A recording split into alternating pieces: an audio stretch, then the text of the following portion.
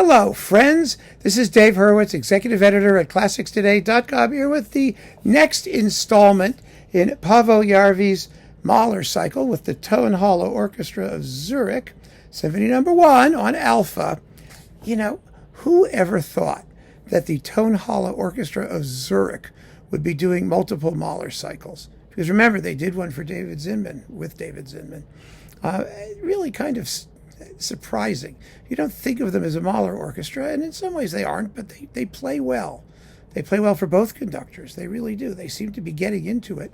This is a much more interventionist Mahler 1 than Zinman's was. You know, Zinman tended to lay back and let the music sort of speak for itself and keep tempos crisp and ensemble values very good, but he didn't push and pull the music about. Järvi, who remember did a video Mahler cycle, and he knows this music quite well, and he's sort of been dropping little Mahler bits around as he goes. Well, it's a fairly personal interpretation.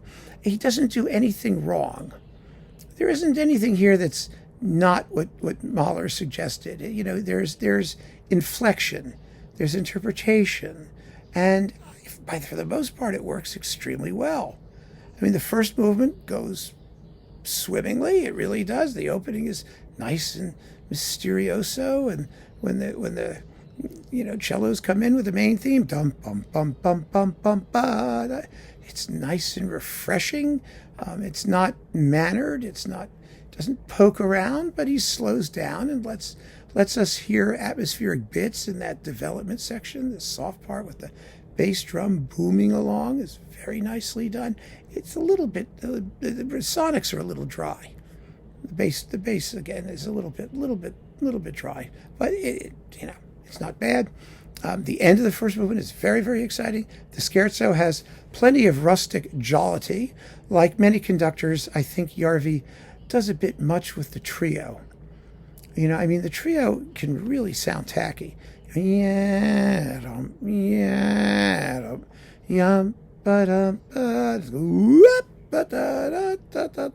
like, all right, just back off just a hair.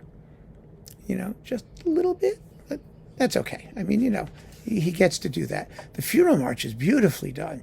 It really is. You actually hear after the final, klezmer tavern music thing, you hear that soft cymbals and tam-tam, da-da-da, pshoosh, do-do, do-bong, the tam-tam. I mean, it's nicely done. And really probably the best since Schulte's Old London Symphony recording, where you really hear the underpinning of a lot of the music. So that was fun to listen to. And I was very surprised that he actually brought that out as effectively as he did, because most conductors just pay no attention whatsoever. They just ignore it. Then we get to the finale.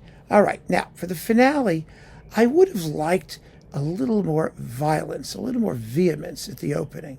It's not that they're not being violent or vehement. I just think maybe the orchestra doesn't have quite the weight, especially in the brass, to just let it go crazy. And Järvi too. We don't have to shape every brass proclamation. Da da da da da da da. All that stuff. He's got to just rip into it. It just needed, to me, it was a little over controlled, I thought. I think it could have used just a touch more violence, about it, so we get to the lyrical second subject a little bit more quickly than we did. But again, it's all legitimate stuff. It's perfectly fair and quite effective, and I enjoyed listening to it. There wasn't any point where I was sitting there going, "Oh no, stop! Oh please, no!" And I will say, the closing pages, from the point at which the violas, initiate the recapitulation, ba-da-dum, boy, they tear into it. I mean, for the 3 viola notes that they do, the viola section really shines. He's got them giving 110%. He really does. And they sound fabulous there. It's really remarkably good. And the final chorale is big and rousing and exciting. I think he manipulates the dynamics a little bit, the closing bars. I like it.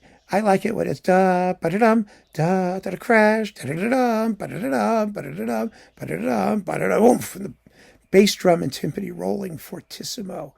I don't like it when it does a crescendo to the final bars. I think a fortissimo is a damn fortissimo, and they ought to just play it as loud and hard as they can till the very end, because it's such a fabulous, fabulous moment when they do it that way. Da-da-da, boom, and it's just this thunder that comes out at you. It's absolutely thrilling when it's done that way. But he doesn't. He makes a big crescendo toward the end, which, again, people do it all the time. I find it right now to be a little bit conventional. I think the way Mahler wrote it's more effective. But, again, it's realized with total conviction, and these are valid ways to play the music. So it's not my favorite Mahler one, I can tell you right off, but it's a very good Mahler one. It really is. And it has plenty of fresh ideas. It has some extraordinary moments, and it's well played and pretty well recorded, and it's par for the course as far as this Mahler cycle is going. We're in good shape because number 5 was really good, and this is really good. The artwork is beyond ordinary and unimaginative, isn't it? I mean, it's like, okay, at least it tells you what it is. I'll give it that. So keep on listening, friends. Thanks for joining me. Take care.